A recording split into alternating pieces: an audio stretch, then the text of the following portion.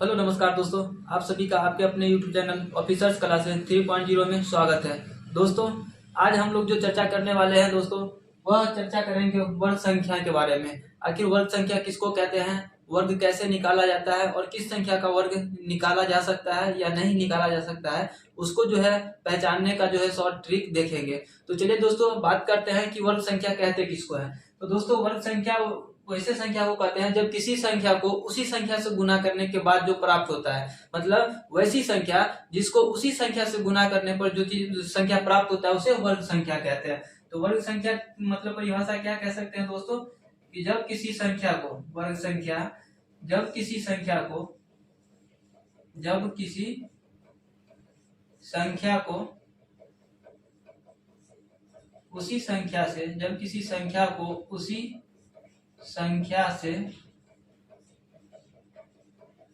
गुना करने पर प्राप्त संख्या को उस संख्या का वर्ग कहते हैं। प्राप्त संख्या को उस संख्या का वर्ग कहते हैं। उस संख्या का वर्ग कहते हैं।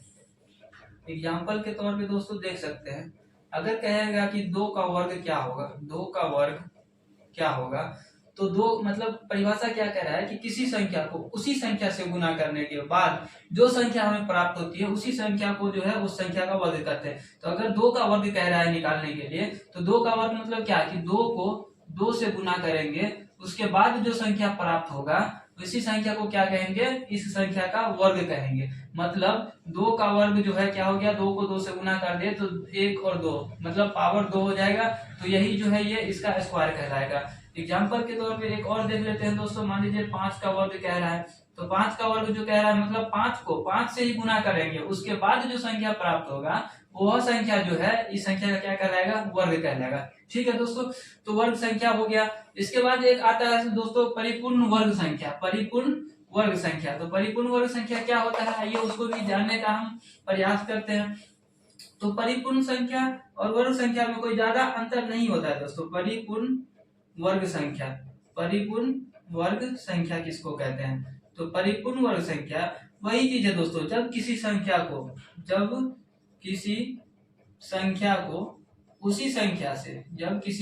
को उसी संख्या से गुना करने पर उसी संख्या से गुना करने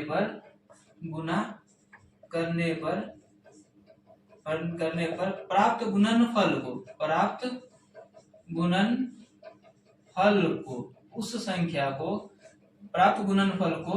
उस संख्या का परिपूर्ण वर्ग संख्या कहलाता है। उस संख्या का परिपूर्ण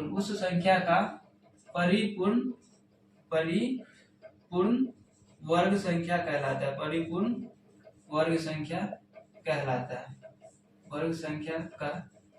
है। एग्जाम्पल के तौर पे देखेंगे दोस्तों, मान लीजिए कि 2 का परिपूर्ण कह रहा है निकालने के लिए, तो 2 का परिपूर्ण निकालने के लिए क्या करेंगे, तो 2 का पहले वर्ग करेंगे। मान लो कि 2 का परिपूर्ण वर्ग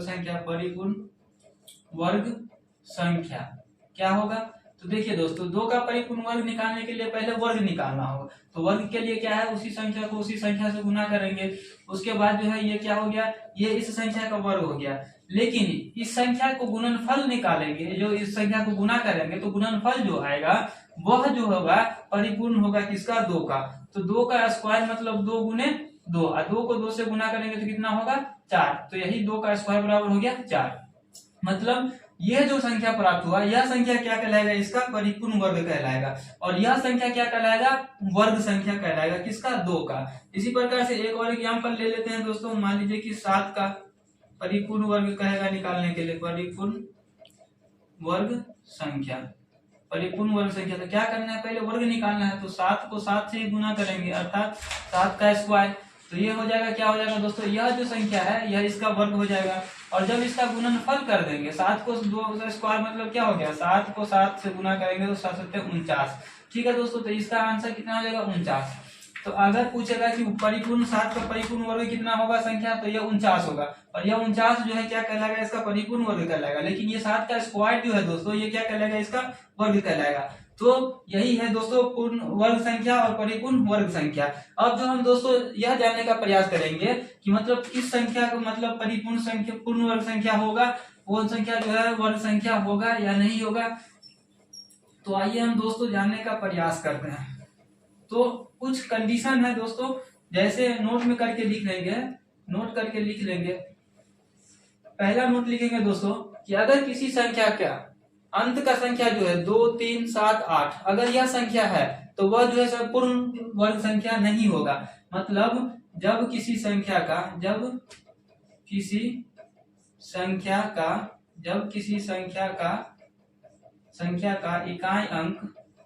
इकाई अंक 2, 3, 7 और 8 हो, 2, 3, 7 और 8 हो, तो वह संख्या पूर्ण वर्ग संख्या नहीं होगा या फिर परिपूर्ण वर्ग संख्या नहीं होगा। ऐसा भी लिख सकते हैं, परिपूर्ण वर्ग संख्या नहीं होगा। एग्जाम्पल के तौर पे दोस्तों देख लेते हैं तो ज्यादा समझ में आएगा। अब मान लीजिए कि एग्जाम्पल के तौर पे जो है मतलब दोस्तों कोई संख्या है, एक कोई संख्या है, मान लीजिए कि जैसे 12, दूसरा मान लीजिए दोस्तों मतलब क्या, दूसरा मान लीजिए कितना 14 मान लीजिए, या फिर जो है मतलब दोस्तों 12 उसके बाद 13 मान लीजिए इसको 13, तीसरा मान लीजिए दोस्तों 7 है तो मान लीजिए 17 या 27 मान लीजिए, चौथा कितना 8 है तो चौथा जो है मान लीजिए कि 28। तो दोस्तों देखिए इसका इकाई अंक कितना है 2, इसका इकाई अंक 3, इसका इकाई अंक 7, इसका इकाई अंक 8। तो अगर किसी संख्या के इकाई अंक 2, 3, 7 या 8 हो, इसमें से कोई भी हो, तो उस संख्या का पूर्ण वर्ग संख्या नहीं होगा। अर्थात हम किसी इसका जो वर्गमूल निकालेंगे, जो हम आगे डिस्कशन करने वाले हैं कि वर्गमूल क्या होता है और कैसे निकाला जाता है, तो यह इसका जो है वर्गमूल पूरा नहीं निकलेगा, इसका भी वर्गमूल पूरा नहीं निकलेगा, इसका भी नहीं निकलेगा और इसका भी नहीं निकलेगा। और जब वर्गमूल पूरा नहीं निकलता है पूरा, तो वह संख्या जो है परिपूर्ण वर्ग संख्या नहीं होता है, वह परिपूर्ण वर्ग संख्या नहीं होता है। अर्थात इस संख्या के इकाई अंक 2, 3, 7, 8 हो तो वह संख्या जो है मतलब परिपूर्ण वर्ग संख्या नहीं होगा। अब दोस्तों अगला जो है नोट वो याद रखना है कि जब किसी संख्या का इकाई अंक इसके अलावा हो, जैसे 0, 1, 4, उसके बाद 5, 6, 9, तो वह संख्या क्या हो जाएगा, परिपूर्ण वर्ग संख्या होगा। मतलब लिख लेते हैं दोस्तों, जब किसी संख्या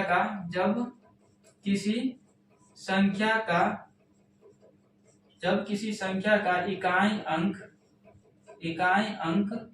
क्या हो, 0 हो, 1 हो, 4 हो, 5 हो, 6 हो और 9 हो, तो वह परिपूर्ण वर्ग संख्या होगा, वह परिपूर्ण वर्ग संख्या होगा।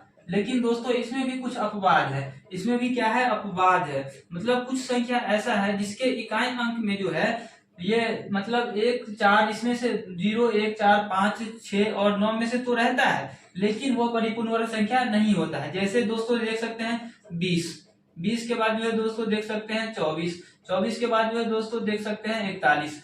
अब क्या कह रहा है दोस्तों कि परिपूर्ण वर्ग संख्या होने का कंडीशन क्या कह रहा है कि इकाई अंक 0 होना चाहिए, इस संख्या का इकाई अंक 0 है। उसके बाद जो कह रहा है कि 4 होना चाहिए, इस संख्या का इकाई अंक 4 है। उसके बाद कहता है 1 होना चाहिए, तो इस संख्या का जो इकाई अंक 1 है। इसके बाद जो है एक और संख्या ले लीजिए 35 का उदाहरण ले लीजिए। उसके बाद जो है दोस्तों 6 का भी उदाहरण ले लीजिए, 46 को मान लीजिए। अब देखिए दोस्तों ये जो है मतलब 5 और ये 6, मतलब कहने का ये दोस्तों कि इकाई अंक जो है इसी में से सबका है। ये सारे संख्या का इकाई अंक देखेंगे तो इसी में से जो है इकाई अंक है, लेकिन इसका परिपूर्ण वर्ग जो है यह परिपूर्ण वर्ग संख्या नहीं होगा। तो इन संख्या को जो दोस्तों याद रखेंगे उस समय थोड़ा मतलब दिमाग लगाएंगे कि क्या यह कंडीशन हो सकता है, तो कुछ जो है ये अपवाद में है तो ये इसका नहीं होगा। उसी प्रकार से दोस्तों अगला कंडीशन है, मतलब ये याद रखना है दोस्तों कि अगर 0, 1, 4, 5, 6 और 9 हो तो अमूमन जो है पराया वो संख्या क्या हो जाएगा, पूर्ण वर्ग संख्या होगा। लेकिन अगर कुछ अपवाद में जैसे 20, 24, 41, 35, 46 ये सब जो है अपवाद में दोस्तों जो मतलब क्या होगा, पूर्ण वर्ग संख्या नहीं होगा। ठीक है, अब जो है मतलब अगर ये अपवाद में है तो इस संख्या का उदाहरण क्या होगा, तो इसका उदाहरण देख सकते हैं दोस्तों। मान लीजिए 100, उसके बाद जो है दोस्तों हम लिख सकते हैं क्या, यहाँ जो है इसका लिख सकते हैं 25, उसके बाद जो है 36, उसके बाद जो है दोस्तों इसी प्रकार से और लिख सकते हैं 36 के बाद जो है हो गया 49, ईटीसी कर देते हैं। तो मतलब दोस्तों ये देखिए ये क्या है, यह परिपूर्ण वर्ग संख्या होगा। क्यों, क्योंकि यह 10 के स्क्वायर करने पर जो है ये प्राप्त होगा, ये 5 का स्क्वायर करने पर जो है ये प्राप्त हो जाएगा, ये 6 स्क्वायर करने पर जो है ये प्राप्त हो जाएगा, ये 7 स्क्वायर करने पर जो है ये प्राप्त हो जाएगा। तो इस प्रकार से दोस्तों क्या होगा कि यह जो है परिपूर्ण वर्ग संख्या हो जाएगा। एग्जाम्पल के तौर पे 81 भी लिख सकते हैं दोस्तों, जो क्या है 9 का स्क्वायर करेंगे तो यह प्राप्त हो जाएगा। ठीक है दोस्तों, तो यह मतलब हम क्या करेंगे, जब जो है 0 हो, 5 हो, 6 हो, 9 हो, 1 हो और उसके बाद जो है 4 भी हो तो वो संख्या क्या हो जाएगा, परिपूर्ण वर्ग संख्या होगा।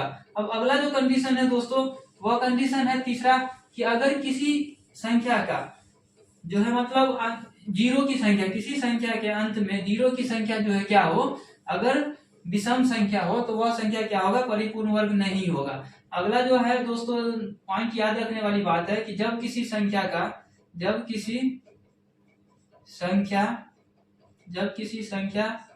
में शून्य की संख्या विषम हो।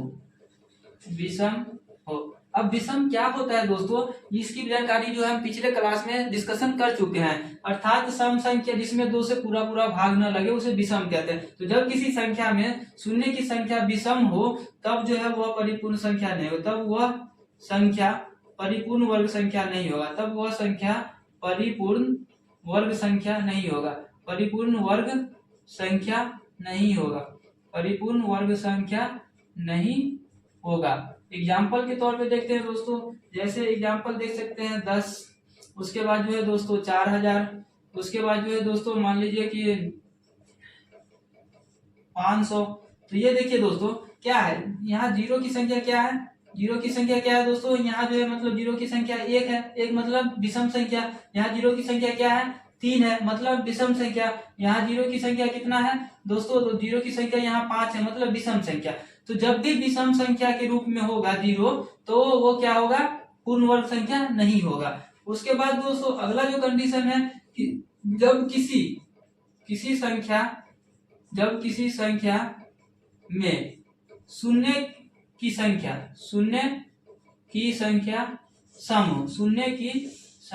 सम हो तो क्या होगा, वह परिपूर्ण वर्ग संख्या होगा। सम हो तो वह संख्या क्या होगा, तब वह संख्या क्या होगा, परिपूर्ण होगा, तब वह संख्या परिपूर्ण वर्ग होगा, परिपूर्ण वर्ग संख्या होगा। एग्जाम्पल इसका भी देख लेते हैं दोस्तों, परिपूर्ण वर्ग संख्या होगा। एग्जाम्पल इसका देख लेते हैं, मान लीजिए एग्जाम्पल 1 पर जो है 2 0, मान लीजिए। हाँ, तो इसमें एक चीज और याद रखना है दोस्तों कि 0 के अलावा जब शून्य की संख्या क्या हो, शून्य की संख्या क्या हो, सम हो, शून्य की संख्या सम हो तब वह संख्या परिपूर्ण वर्ग संख्या होगा। लेकिन परंतु क्या होना चाहिए, शून्य के पहले वाला संख्या, परंतु शून्य के पहले वाला संख्या क्या होना चाहिए, पहले वाला संख्या वर्ग संख्या होना चाहिए, पहले वाला संख्या वर्ग संख्या होना चाहिए, पहले वाला संख्या वर्ग संख्या होना चाहिए।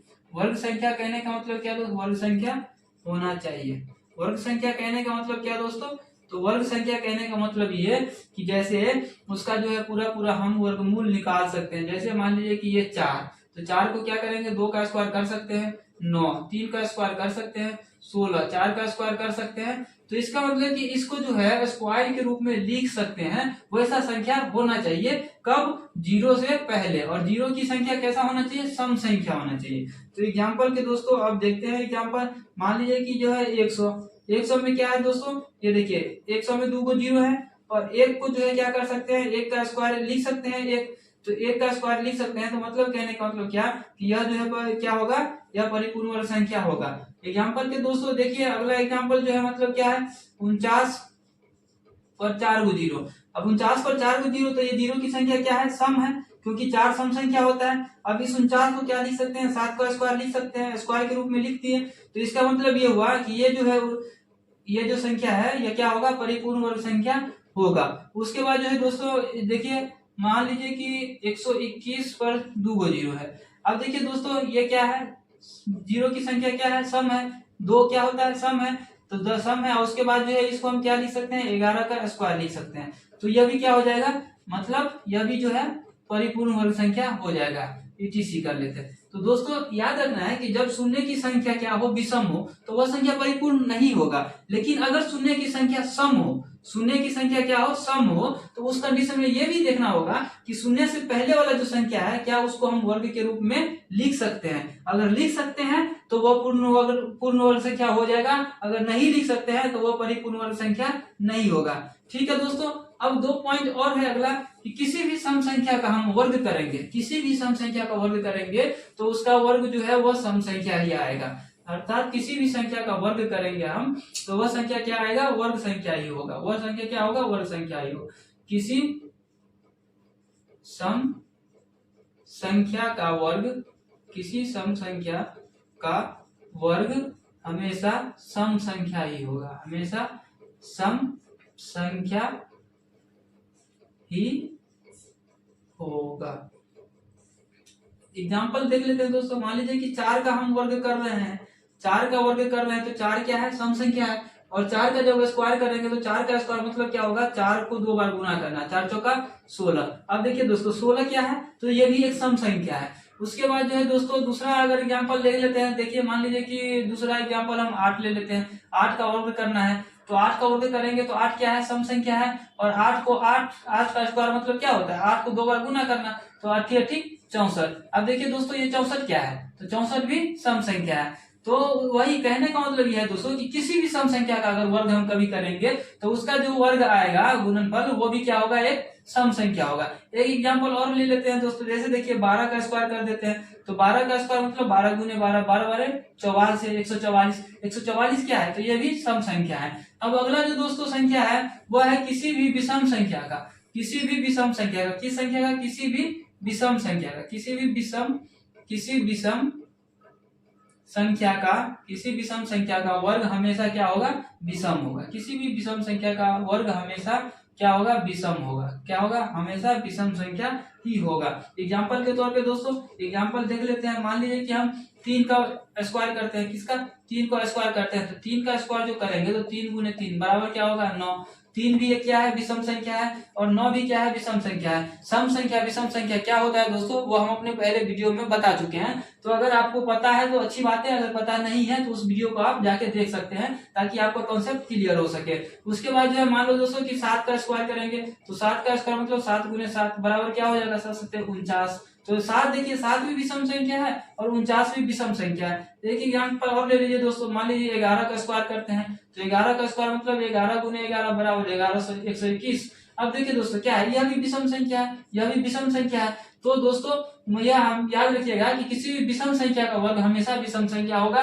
किसी भी सम संख्या का वर्ग हमेशा सम संख्या होगा। तो दोस्तों आज हमने सीखने का प्रयास किया कि वर्ग संख्या किसे कहते हैं, परिपूर्ण वर्ग संख्या क्या होता है, और कौन सा संख्या परिपूर्ण वर्ग होगा या पूर्ण वर्ग संख्या होगा, और कौन सी संख्या नहीं होगा। ठीक है दोस्तों, तो उम्मीद करते हैं कि यह जानकारी अच्छा लगा होगा। अगर वीडियो अच्छा लगे तो चैनल को सब्सक्राइब करें, वीडियो को शेयर करें, और कोई भी जो है मतलब दिक्कत हो, समस्या हो तो कमेंट में जरूर मेंशन करें ताकि मैं उस चीजों को दूर करने का प्रयास करूं। धन्यवाद।